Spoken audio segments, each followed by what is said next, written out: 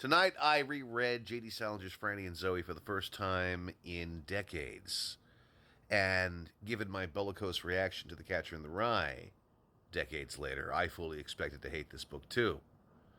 But I'm reading everything because I want to understand my reaction to Holden Caulfield. I want to know if it is Salinger himself who I am averse to, perhaps. But the big surprise was that I really loved this book far more than I did when I first read it.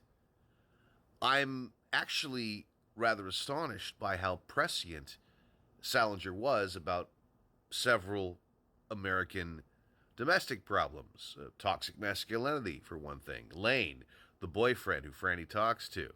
We see the story largely from her perspective, and this guy is not listening to her when she's trying to tell him, look, I'm on a quest for spirituality, and I'm reading this fucking green book, right? And then, with Zoe, the longer of the two, the pressure to make kids high achievers, is that not what most American families do these days, right?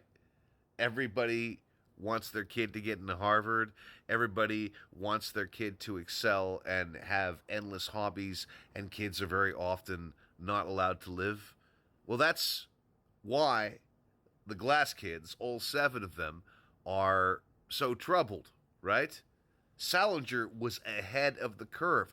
He was far more ahead of the curve with the Glass family, which he considered his life's work, than he was with The Catcher in the Rye, which I am increasingly coming around to thinking as very primordial and not really what Salinger wanted to write. He wanted to write about the Glass family. And when he moved and shifted to the Glass family, his life's work, he was completely shit on by so many critics.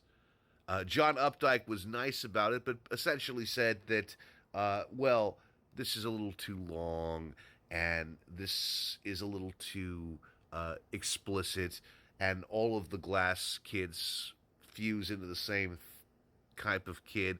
No, that's the point. That's the point, Updike. Alfred Kazin was also incredibly ruthless as well. But I think they were responding to cultural mores of the 1950s and the 1960s, not the cultural mores of today. And if we are talking about literature that endures, I think the Glass family has a better chance of enduring than The Catcher in the Rye, which increasingly looks trite, obnoxiously nihilistic. It really doesn't tackle what it is to be alive, in my opinion. And I know that's probably controversial to a lot of you Catcher stands, but that's the way I feel.